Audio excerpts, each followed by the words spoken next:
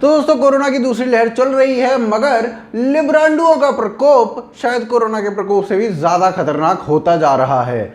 ऐसी ऐसी fake news in लोगों ने दी हैं जो शायद कभी देनी भी नहीं चाहिए थी, वो भी ऐसे हाल में। वहीं दूसरी ओर कोरोना को चाइना का नहीं बल्कि भक्तों की वजह से हुआ है, यहां तक भी बोल दिया गया है। तो आइए बात करते हैं महाराष्ट्र में वैक्सीन नहीं दे रहे, दवाई नहीं दे रहे से लेकर मंदिरों को खाली कर देना चाहिए, मंदिरों से सारा पैसा ले लेना चाहिए और कोरोना के लिए लगा देना चाहिए तक की सारी बातों पर आप हमारे साथ बने रहिए, देखते रहिए आज की ताज़ा खबर।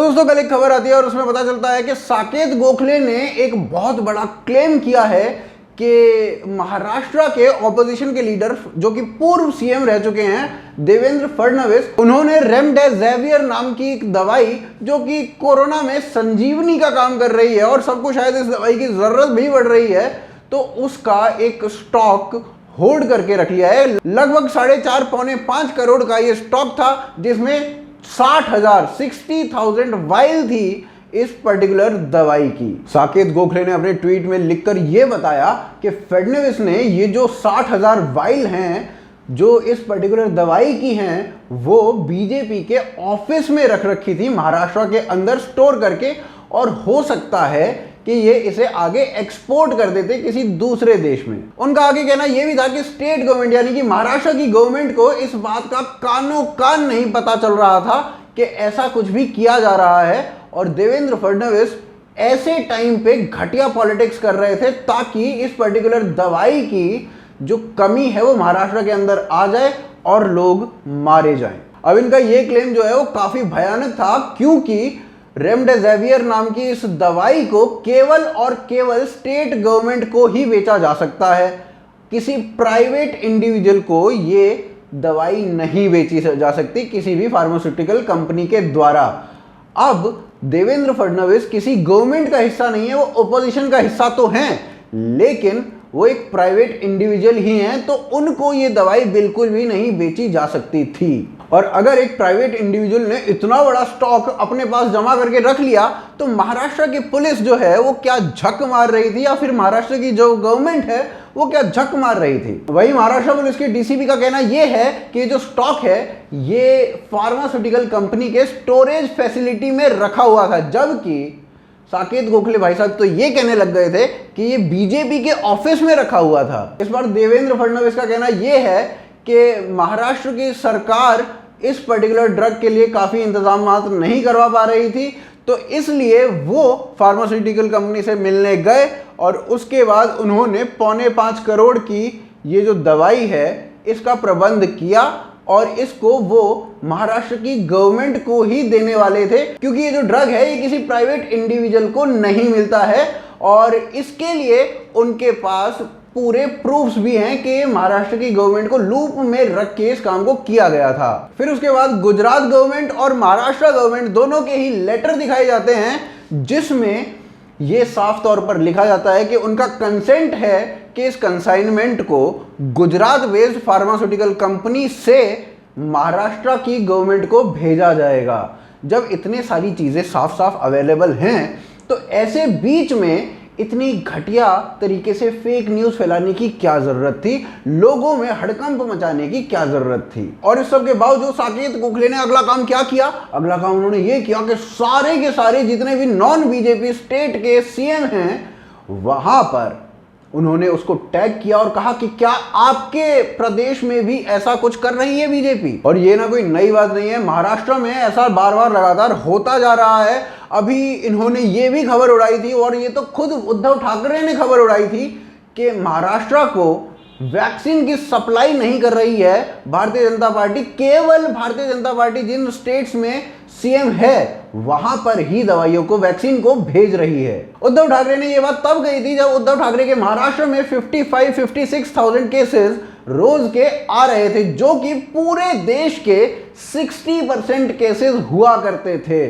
अब ऐसे में उद्धव ठाकरे ने यह बात कही और साथ ही साथ यह भी कहा कि आउट ऑफ 120 सेंटर्स जहां पर वैक्सीन लगाई जाती है उनमें से 51 सेंटर्स बंद हैं क्योंकि वैक्सीन है ही नहीं, तो लगाएं क्या। मगर उद्धव ठाकरे ये बात बताना भूल गए कि सेंटर की तरफ से स्टेट को यानी कि महाराष्ट्र गवर्नमेंट को 1,06,19,190 1,06,19,190 वैक्सीन तब तक प्रोवाइड की जा चुकी थी। और ये जो नंबर है ना, ये पूरे देश में जिस स्टेट में सबसे ज्यादा वैक्सीन गई है वो नंबर है, यानी कि महाराष्ट्र को सबसे ज्यादा वैक्सीन प्रोवाइड की गई थी तब तक। और जिस टाइम फ्रेम में उद्धव ठाकरे ने ये ट्वीट किए थे, उस टाइम फ्रेम की बात करें तो टाइम्स ऑफ इंडिया के एनालिसिस के हिसाब से 15 लाख वैक्सीन महाराष्ट्र के अंदर थी, 15 लाख वैक्सीन वहां पर मौजूद थी। और साथ ही साथ सेंटर की तरफ से 19.4 लाख वैक्सीन वहां पर आनी थी। मगर फिर भी इस तरीके की खबरें उड़ाई गई कि भारतीय जनता पार्टी और सेंटर जो है वो केवल बीजेपी रूल स्टेट्स को ही वैक्सीन प्रोवाइड कर रही है, बाकियों को प्रोवाइड नहीं कर रही है।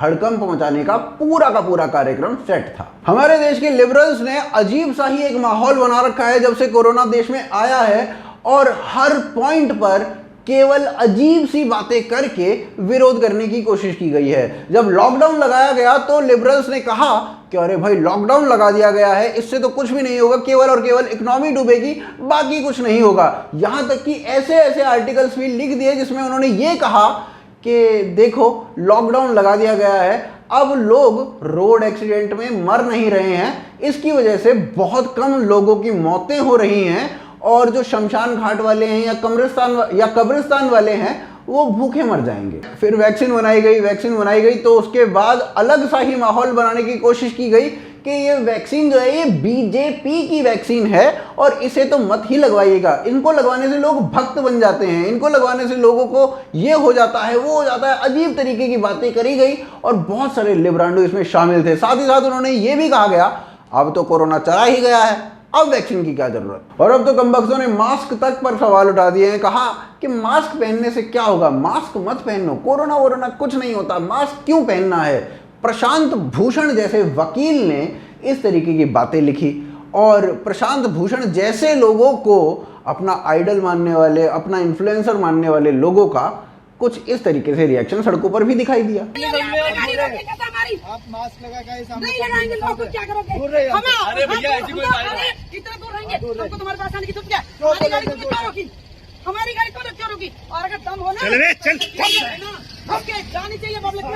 दम से क्या मतलब, क्या समझ रहे मेरा दम है क्योंकि बेवकूफ बना हुआ है कोरोना के चक्कर। हमारे लोग तुम्हारे लोग रहेंगे।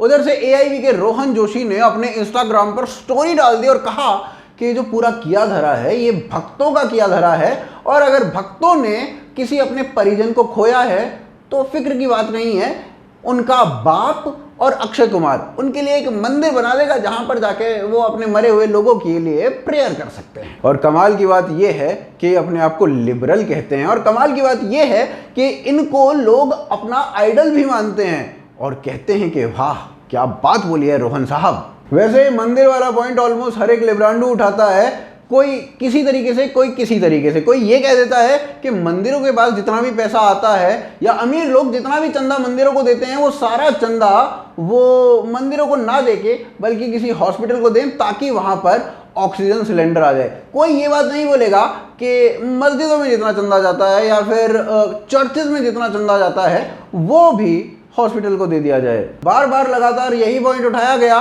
कि मंदिर बनाने वालों की सरकार को चुनोगे तो हॉस्पिटलों की हालत तो चरमरा ही जाएगी।